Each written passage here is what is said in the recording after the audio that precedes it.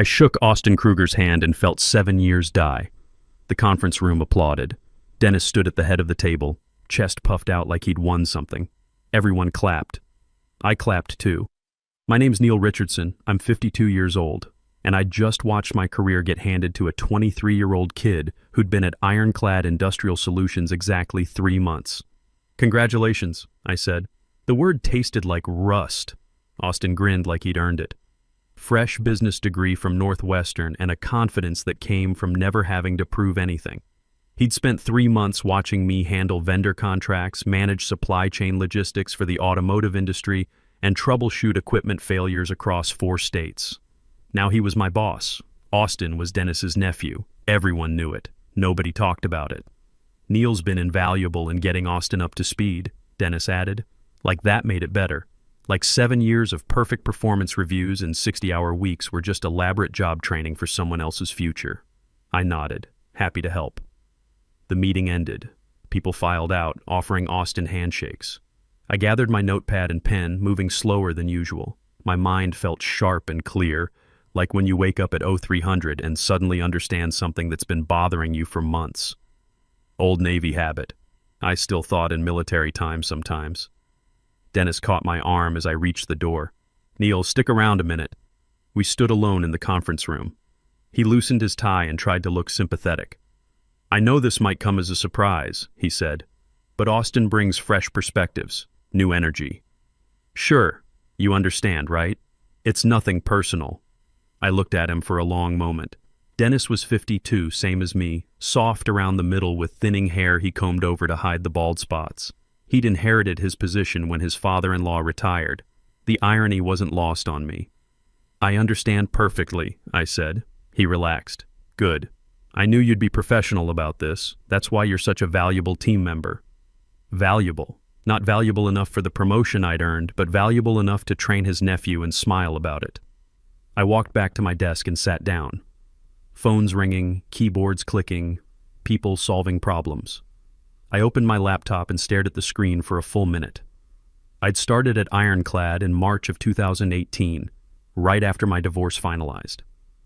The company handled industrial equipment distribution across the Midwest. Before that, 8 years in the Navy, logistics corps. Learned how to move equipment across the world, solve problems under pressure. The discipline stuck. 5 a.m. gym sessions, black coffee, no sugar, get the job done right. Deployed twice. Saw how a supply chain failure in the Gulf meant Marines went without critical equipment. Learned that logistics isn't just paperwork, it's lives depending on you getting it right. That mentality never left me. Dennis hired me himself. I'd spent 12 years at my previous company before budget cuts eliminated my position. At 45, starting over wasn't easy.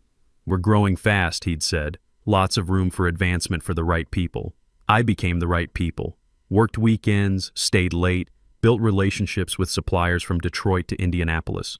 Performance reviews were spotless. You're management material, Neil. Just need to be patient. Patient. The Navy taught me that. My daughter Sophia visited every other weekend. She was 16, old enough to notice when her dad looked tired. Sometimes she'd find me at the kitchen table Sunday mornings, laptop open, work emails. Dad, it's the weekend. Just catching up, building something good here. Her mom had remarried a lawyer who worked reasonable hours. I was the dad who worked too much but never missed a school play. Sophia understood that I was trying to build security for both of us, something stable after the chaos of divorce. 6 months ago, Dennis mentioned his nephew might be joining the company. Smart kid, just graduated from Northwestern, business degree. But Austin didn't start at the ground. He started in the office next to Dennis's with the title Operations Specialist.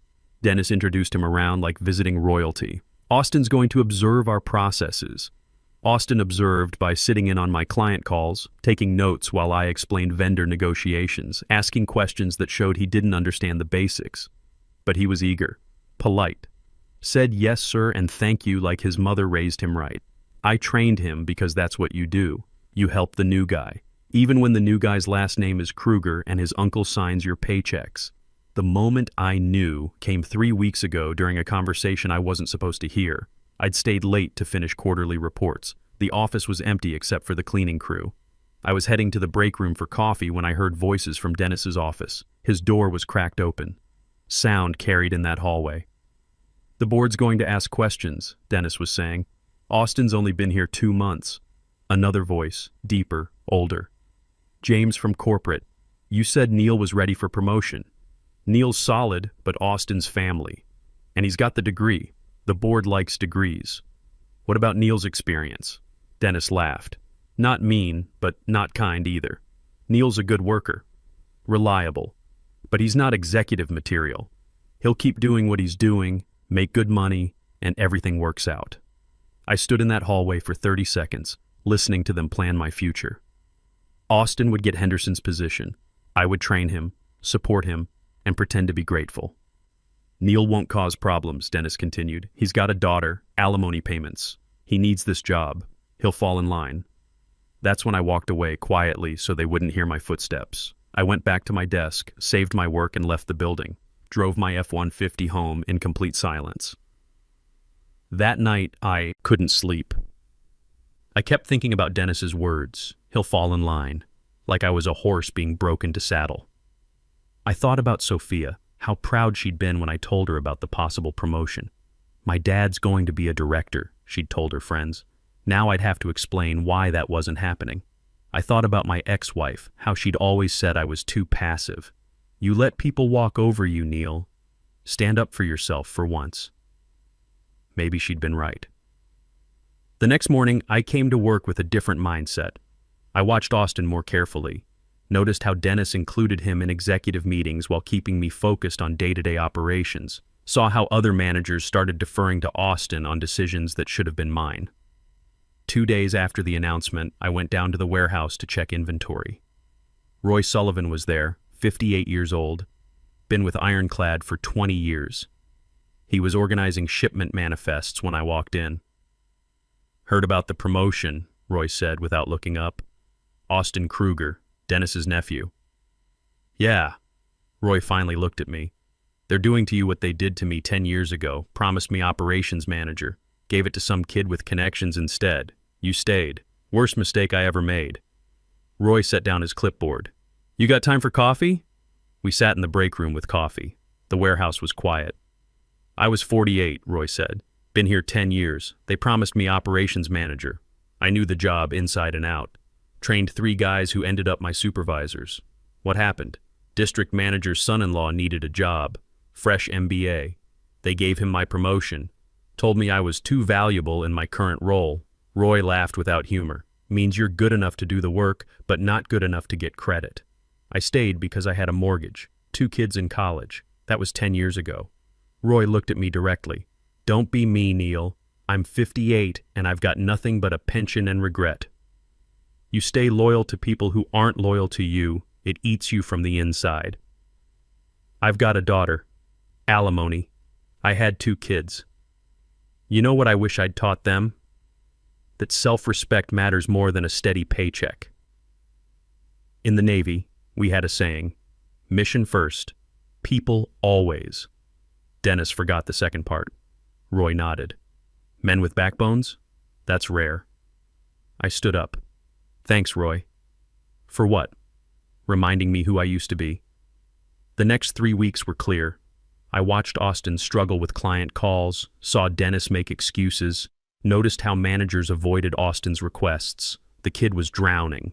I documented it all. Emails with timestamp errors, client complaints that went unanswered, vendor contracts Austin misread, not out of malice, but because I wanted a record of what happened when competence took a back seat to nepotism. Sitting in that conference room watching Austin accept congratulations, something changed. Not anger, just clarity. Dennis thought I needed this job. The Navy taught me when to advance, when to hold, and when to execute a strategic retreat. I opened my laptop and started typing my resignation letter. My hands were steady. I submitted it at exactly 4:30 p.m. on Friday. Dennis had just returned from walking Austin around the warehouse, showing him his domain. I knocked on his door, handed him the envelope. This is my 2 weeks' notice. Dennis's face went through several expressions: confusion, disbelief, panic. He tore open the envelope and read quickly. Is this a joke? No, sir. You can't be serious. You're leaving because Austin got the promotion? I stayed quiet. Let him fill the silence. Dennis stood up, pacing behind his desk. Neil, let's be reasonable here. You're upset. I get it. But walking away from 7 years, that's not smart. I've made my decision. What about your daughter? Your responsibilities? There it was. The leverage he thought he had. I'll manage. Dennis's tone shifted. Got harder. You realize how this looks, right? Quitting because you didn't get promoted. It's unprofessional, childish. I nodded. I can see how you'd think that. I won't give you a good reference. You understand that? Walking out like this, leaving us hanging. No company's going to want someone who throws tantrums. 7 years of perfect performance, and now I was throwing a tantrum. That's your choice, I said. Dennis sat back down, tried a different approach. Look, Neil, I like you. You're good at what you do. But Austin brings something different to the table. Vision. The board wants innovation, new thinking. Austin represents the future of this company. And what do I represent? Dennis paused. Experience.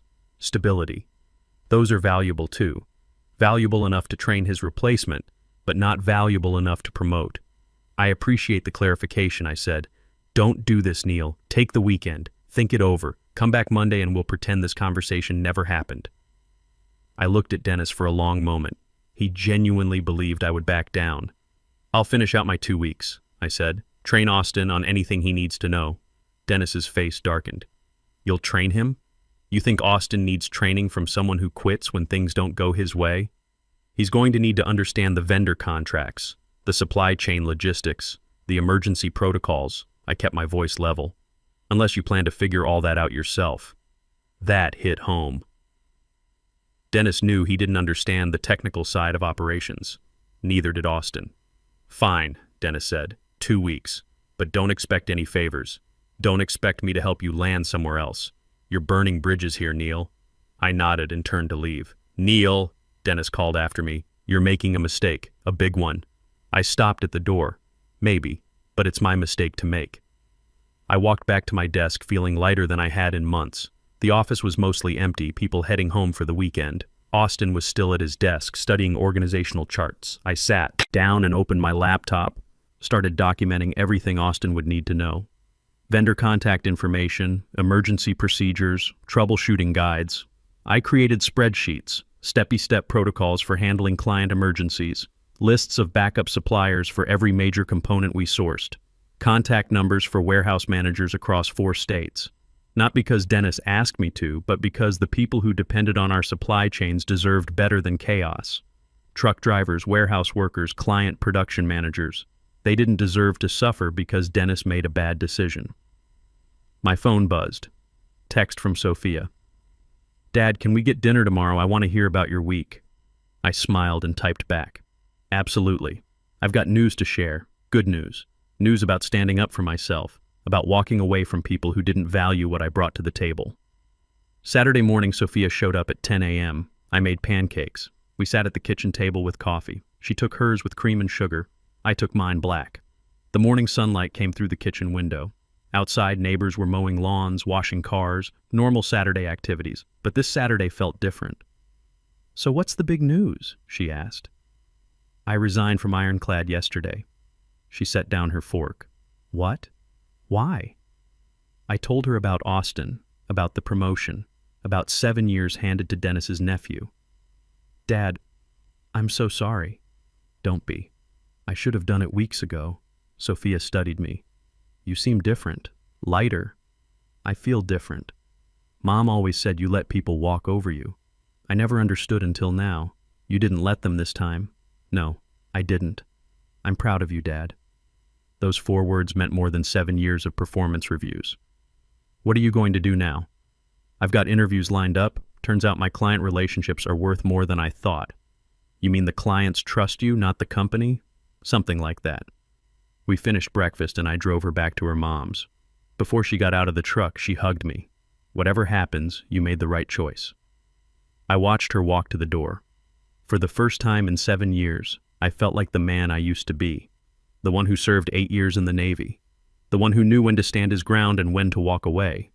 Dennis thought he had all the leverage. He was about to learn otherwise. Monday morning brought revelations. I arrived early as usual and found Austin already at his desk, looking overwhelmed. He had spreadsheets open on 3 monitors, frantically taking notes from vendor emails. "Morning, Austin. How's the transition going?" He looked up, relief flooding his face. "Neil, thank God. I've been here since 6 trying to understand the Grainger Industries account. Their procurement manager is threatening to cancel our contract if we don't resolve some shipping issue by noon." Grainger Industries, our biggest client. They ordered heavy machinery components worth $7 million annually. I'd been managing their account personally for 5 years. What's the issue?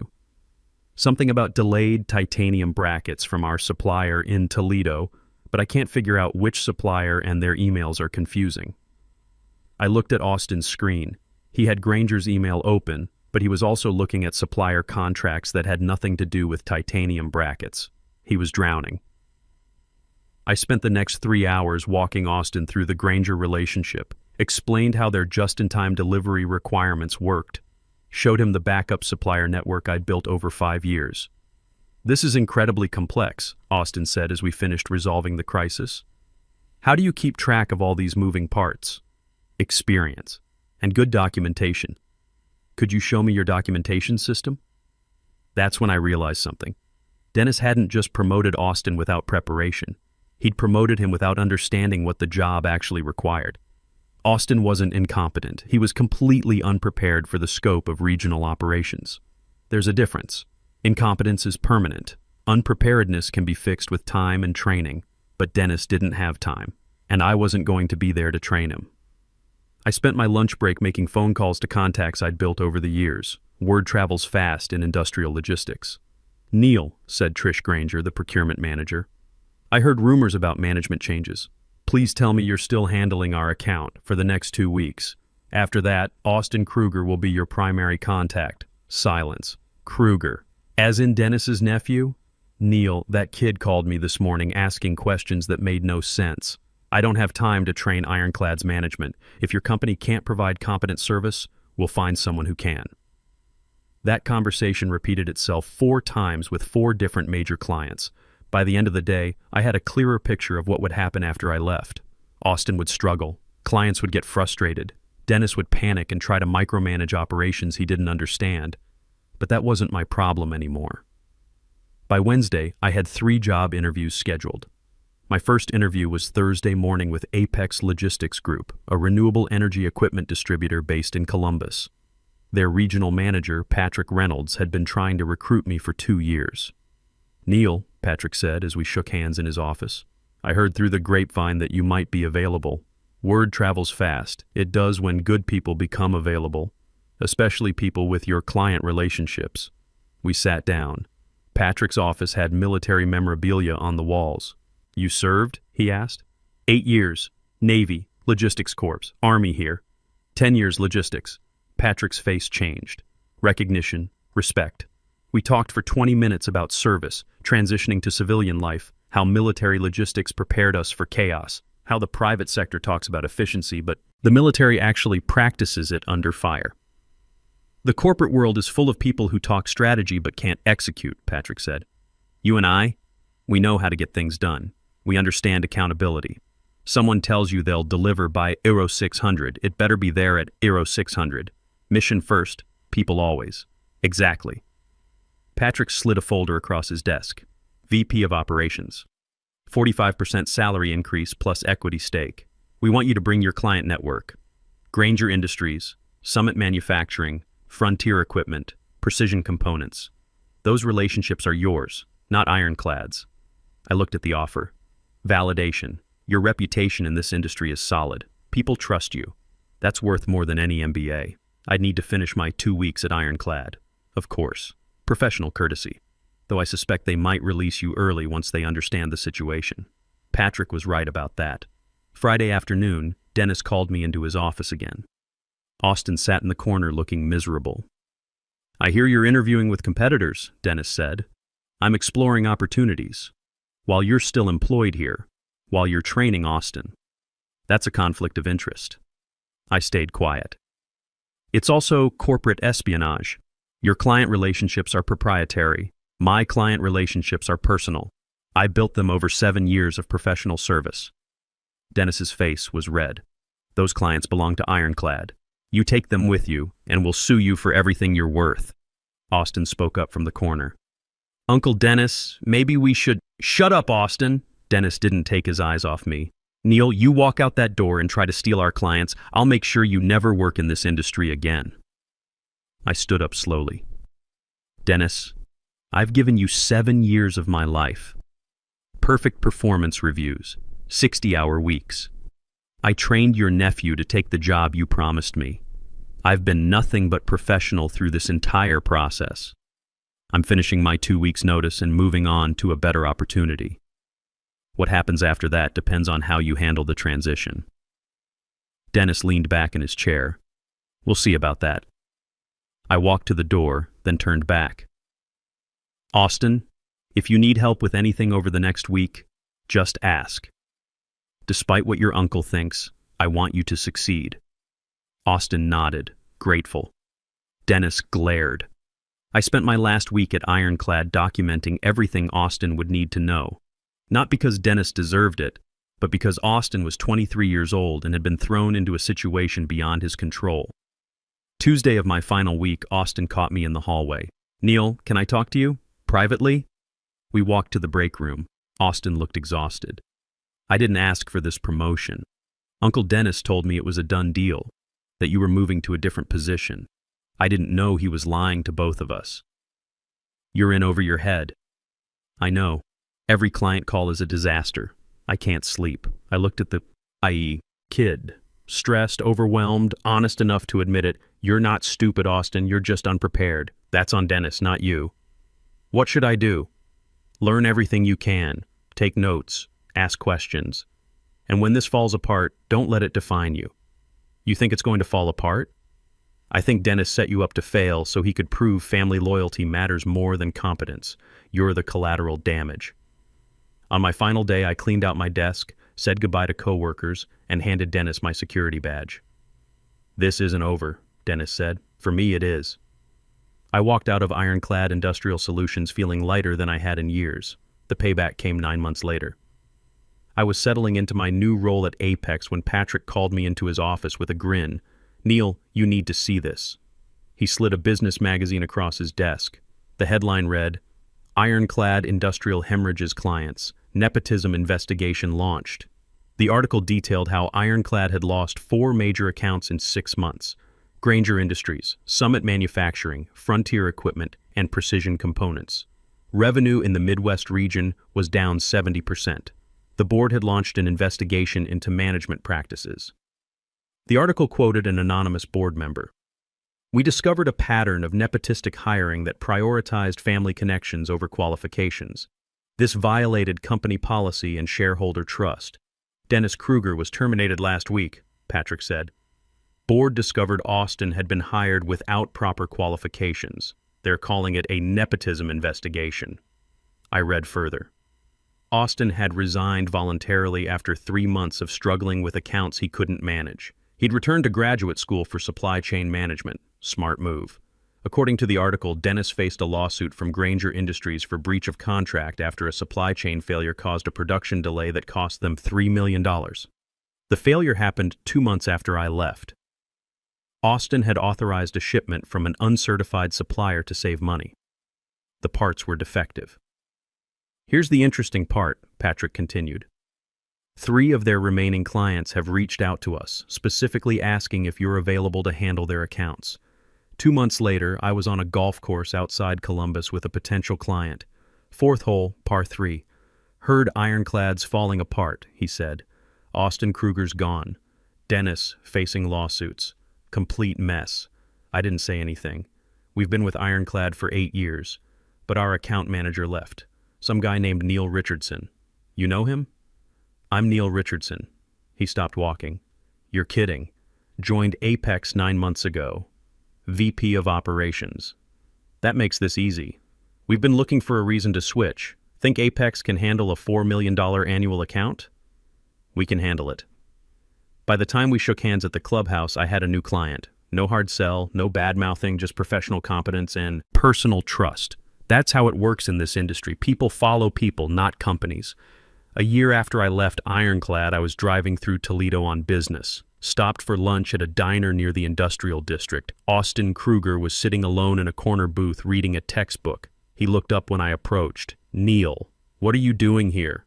"Business trip. Mind if I sit?" He gestured to the empty seat. Austin looked older, more serious. The textbook was Industrial Supply Chain Management.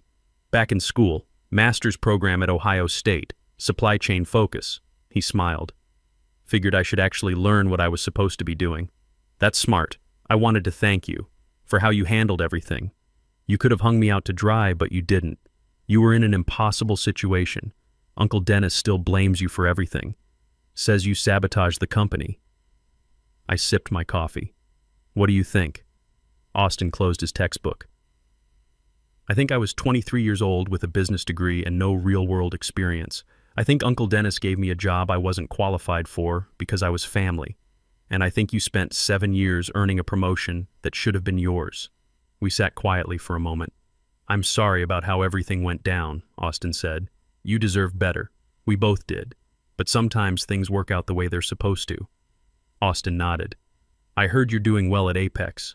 "I am. And you'll do well too, once you're ready." I paid for both our lunches and shook Austin's hand before leaving. He was a good kid who'd been used as a pawn in his uncle's game. 6 months later, Dennis Kruger filed for bankruptcy after losing his wrongful termination lawsuit against Ironclad's board of directors. The local business section ran a brief article. His wife had filed for divorce. The house was in foreclosure. I felt no satisfaction reading it, just a quiet confirmation that actions have consequences. Austin graduated with honors and landed an entry-level position at a logistics company in Cincinnati. He spent 2 years learning the business from the ground up before earning his first promotion. He sent me a LinkedIn message when it happened, starting at the bottom this time, doing it right. "Thanks for the lesson. I'm 54 now. VP of Operations at Apex Logistics Group. We've grown the Midwest division by 40% in 2 years. My equity stake is worth more than 7 years at Ironclad ever would have been." Patrick promoted me to Senior VP last month. Roy Sullivan retired with a full pension, but I hired him as a consultant to train our warehouse team. Sophia's starting college next fall, engineering program at Purdue. "You showed me that standing up for yourself isn't the same as giving up," she said during Sunday breakfast. "You built something better, Dad. That's what I want to do." She's right. I built something better. Not just a career, but a life where my work is valued, where loyalty runs both ways. Last Sunday she asked me about the divorce, about her mom. We'd never really talked about it before. "Did you love her?" she asked. "Very much. Still do, in a way. Just not in the way a marriage needs. Do you regret it? The divorce?" I thought about that. "I regret that it hurt you. I don't regret that it led me here. Sometimes the worst things that happen to us open doors we never knew existed." She nodded, processing. "Uncle Dennis thought losing your job would break you. Dennis thought a lot of things that turned out to be wrong. I'm glad you left, Dad, even if it was scary. You're happier now. I can tell." She was right. I am happier. Not because Dennis failed, not because I succeeded, but because I finally understood something the Navy tried to teach me years ago. You can't control what other people do. You can only control how you respond. Last month, I spoke at an industry conference about supply chain optimization. Afterward, a young professional approached me. "Mr. Richardson, I've been at my company 3 years. They keep promising advancement, but I keep getting passed over for people with connections. What would you do?" I thought about 7 years at Ironclad, about Dennis's empty promises, about Roy's warning. I'd ask myself 3 questions. First, are they investing in your growth or just using your labor? Second, do you have relationships outside this company that value your work? Third, can you look yourself in the mirror and feel good about staying? And if the answers are no, yes, and no, then you already know what to do. You're just looking for permission. He nodded. Thanks. I watched him walk away and thought about Neil Richardson at 45, starting over. That man was patient, loyal, willing to wait his turn. I'm glad I'm not him anymore. Sometimes the best revenge isn't destroying the people who wronged you. It's building a life so good that their betrayal becomes irrelevant. It's teaching your daughter that self-respect isn't negotiable. It's becoming the kind of leader you wish you'd had. Dennis Kruger thought he was punishing me when he promoted Austin. Thought I needed Ironclad more than Ironclad needed me. Thought 7 years of loyalty meant I'd accept anything to keep my paycheck. He was wrong about a lot of things. I'm 54 years old, senior VP at a growing company, equity partner, respected in my industry. My daughter's proud of me.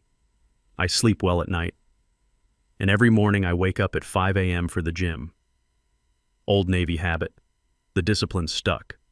Some people might say I got lucky, that Patrick Reynolds happened to be hiring at the right time, that my clients happened to be loyal.